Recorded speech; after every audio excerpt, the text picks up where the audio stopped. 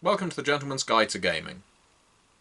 This video is a follow-up from last week's video in which I asked for your help. You see, I was running a game of Scion Origin last week, and it was a game I was running at very short notice. I had nothing prepared beyond a very basic plot, and for the most part the game session was dedicated toward creating characters, but I needed your assistance in coming up with some various beats to introduce to this particular chronicle, this story, and the suggestions you came up with were utterly fantastic. I'm going to read through some of them for you, and thank you so much for making the suggestions. Now, for those of you who didn't watch this video last time, this game is being set in Japan, in Tokyo specifically, because a few of the players have enjoyed a visual novel video game by the name of Tokyo Dark recently.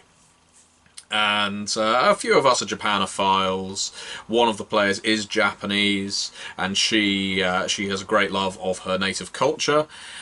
And I wanted this game to have that noir feel of Tokyo Dark. There needed to be something a little grisly to it. There needed to be some way that our heroes in Scion could really elevate themselves and show that they were there to conquer the darkness, as it were, even if they were potentially descendants of rather dark gods. So I'll tell you about the characters first of all, and I've got them noted, so apologies if I have to look past the screen at any point. I will, or rather look past the camera. What I will do, rather helpfully, is provide you with some images that will hopefully illustrate to you who these characters are based on, or who the players have derived inspiration from. So Aki, that's our Japanese player, is playing a character by the name of Shinobu, who is a professional wrestler with New Japan Pro Wrestling, a real-life organisation. And this character is influenced strongly by the aesthetic of the female wrestler by the name of Kana, now Asuka with WWE, formerly NXT. She's a very fantastical character, loves the flowing cloaks, the masks, the colour in her hair, that kind of thing. And she's very much a party character. She loves to have a good time. She's not afraid of setting someone straight on the street if they get in her face, but she keeps most of her violence to the squared circle. And Aki's intention with this character of Shinobu is to have a character who is exploring her powers that she's discovering that she possesses through entertainment. Ways of putting them on display that wins her accolades and brings enjoyment to others. Now, that may run in contention somewhat by her divine parent, who is Bishamon, the punisher of evildoers. It may well be that Bishamon did not intend for his daughter to have such a light-hearted approach towards her divine gift. Now, Luke is playing Ryuho. Ryuho is an award-winning chef, and it seems I've run a lot of games where players play chefs. If you're familiar with my Vampire the Masquerade Ivory Wall Let's Play, you'll be familiar with it. So he's an award-winning chef with his own restaurant. We haven't yet ascertained what kind of restaurant it is. He's adamant that it's not going to be sushi or sashimi or the like, but he hasn't quite made his mind up yet. Either way, it's award-winning. He's very much a passion character. Ryuho is someone who lets his dreams and visions take over and filter in to all of the art that he creates on the plate. And so Ryuho grew up with Shinobu, close personal friend of that character, and is a son of Kishoten, god of fortune, fortune, beauty, and mercy. And so that's a nice contradiction, I guess, when you have these two characters growing up together, and one is the descendant of a punisher of evildoers, one is a god of mercy. Rob is playing a character by the name of Nicola, and as the name might imply, Nicola is not a Japanese. Nicola, or Nix, is a DJ from Britain, who is attempting to conquer Japan in the charts and has very much harnessed the electronic music of the day whilst channeling a little bit of Pet Shop Boys Now, Nyx is staying in the hotel next to Ryuho's restaurant. She has taken a great liking to the food he's serving there, whatever the hell it is. We just don't know. And as you can imagine with most role-playing groups, sometimes you'll latch on to a point and you'll start discussing it to the nth degree, and you'll get to the end of 15 minutes and realise you've got nowhere. And in this case it was the restaurant and what kind of food it serves. What we've pretty much ruled out is fish. But anyway, and see, I'm about to do it again now. Nicola, or Nyx, is very much a hot commodity on the entertainment scene, and so she's going to have an awful lot in common with Shinobu, although they're in very different walks of life. And because there always has to be one in every game of Scion I have ever ran, Nyx is a daughter of Loki, a god with whom a lot of us are familiar.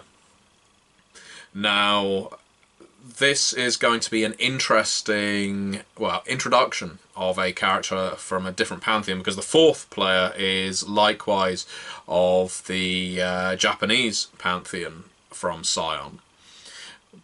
But Loki is, of course, from the Aesir, the Norse pantheon, if you prefer, and how that will conflict with the whims of divine parents, if they can indeed be directly interpreted, is yet to be seen.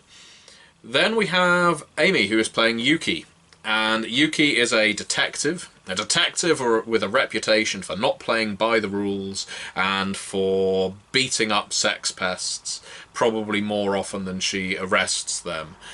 So maybe not a very good detective, because you'd think her job was actually to investigate crimes long after they'd perhaps settled. But either way, she trawls around the various bars in Tokyo looking for criminals and getting into fights a little too often. And if that sounds quite similar, that's because she is the sister of Shinobu, another fighter. And Yuki, despite the fact she is probably terrible at her job as a hard-boiled detective, is also a daughter of Bishamon. She is Shinobu's sister. So what that means is we have a character who is potentially flourishing in their mortal profession, if you will, as this professional wrestler, has all the fame and world at her feet, could maybe break out internationally, but fights for fun. And then on the other hand you have Yuki, who is someone who is very much at the bottom of a bottle and is a daughter of the same divine parent. And this divine parent is a god of punishing evildoers. And so this is going to be an interesting story. And the very basic premise of this Scion story was that a body would be found in an alley between Ryuho's restaurant and the hotel in which Nyx is staying. Of course, fates conspire to bring them together. And one thing I will add is, despite the fact we have two characters with the same divine parent, they are not constructed in the same way in the least. The good thing about Scion, with its various knacks and so on, is the fact that you can craft your characters however you so wish. And that means you can really see different aspects of the same gods, and so hopefully that's something we'll see here. So yes, a body will be found in the alley, and it will be Detective Yuki who will be investigating the crime. The other characters will be drawn in due to proximity and close relationships with the people involved. But, of course, it's the fates at play. Where you came in, as the viewers, now getting round to your bit, is you all made some brilliant suggestions, and I have to, well, say thank you, because when they were coming up with their characters, I was looking on the YouTube comments, the comments you were making on my video that I had just uploaded, to see, okay, what from this can I actually add to the story? Now, this is the secret bit. So if any of those 4 players are watching this video, switch off now, because this isn't for your ears or eyes. So we had Schrodinger's cat. That was one of our commentators, hello Schrodinger's cat, who suggested that the killer may not be a single person, or could potentially be someone possessed by an evil spirit or titanborn. The spirit uses the host to perform those murders and occasionally changes the host to perform the next murder, which is always the former host. That is a really interesting idea. We don't really have a motive behind it, but I do like the idea that the previous murderer is now the victim, if you see what I mean. We create a nice chain there, and that will lead to a nice investigative storyline. So that's definitely something I'm going to use if I can find a good motive for the Titanborn to do this. Telemachus suggested, and this is something else I'm going to be utilising because it's so distinctly Japanese, all the murders are committed by blades, and the precision and cleanliness or cleanness of the cuts can only be one infamous weapon, a katana. Well, Telemachus acknowledges that this is stereotypical. He also says this is no ordinary katana. It's ancient from the feudal age, forged of Tamahagani steel, and once wielded by a legendarily brutal samurai. The samurai spirit inhabits the blade, and whoever holds the sword is possessed by the samurai, who is still fighting for his daimyo, his lord. Now, I think I can combine these two ideas. I think I can make the Titanborn that is jumping from body to body, or spirit that's jumping from body to body, be this ancient samurai, this ancient killer, and have it recently reconnected with this relic, its sword, with which it's committing these crimes. And I think having victims that have been cut up in such a clean, precise way makes for an interesting modus operandi. It means that when the characters are investigating the various crimes, they're going to be faced with some rather gruesome scenes of the crime. I'd buy a new BMX. Goes on a length, and not to his discredit, of various plots that were introduced in the Thor comic. And now, I'm not a reader of Thor, and I'm not going to go through all of it here. You can probably see it as a screenshot beside my head right now, and there are more comments below. But this is actually a really good idea for a game of Scion. I'm not sure that it's what I'm going to be introducing in this particular story, but it's something that I recommend to anyone who's interested in running Scion. Have a look at the comments on that video, because they are very good. So here's one I particularly liked. Smarmy Scion says, have you settled on what kind of serial killer you want? If you prefer to go in an anti-hero direction, perhaps a Scion of vengeance as killing murderers, and staging them to be replicas of murders the victims previously committed. It's a rather popular trope, but one I find can be used quite effectively. So that isn't really in keeping with the other idea I like, and this is where I have to weigh up which I prefer. Can I blend the two ideas together? I'm not running the next session until next week. But I really like those two ideas. That we have this potentially Titan spawn, potentially a Scion, but we either have the killer being basically outwardly malevolent, or being a rather confused and dangerous Scion of vengeance, a god of vengeance and punishment. Perhaps even Bishamon could be, if the victims deserved it. So, is there a way we can mix those up? I'm looking to you, the viewers, to see whether you can suggest a way that you can. And of course, if any of you viewers are the ones who commented these things, then by all means elaborate on your original ideas. So yeah, I gained a whole load of comments very, very quickly on this. Some came after the game, sadly, and so I'll probably draw a line there and say that I can't really read all of them. But here's some other good ideas that were suggested from Irene Grail. Now this is something I found particularly useful. Irene gave me some useful NPC ideas, some characters that I could introduce as supporting cast, because this is also something I asked for. Aside from plot, I wanted some interesting individuals that could be roped in as connections in this game, because connections and contacts are a big part of story path games. They help round out your character, and you can basically utilise them as a special power at least once per game. And Irene suggested the Diligent Cop, who could be a rival Scion seeking glory. the Newshawk Fatale, a reporter who wants the story, and maybe one of the players. This seductive character may have already sold out the group to the murderer for a killer exclusive. That's very dark. The Yakuza Fixer.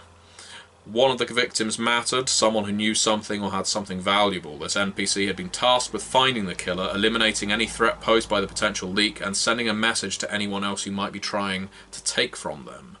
Then we have the Eternal Tourist.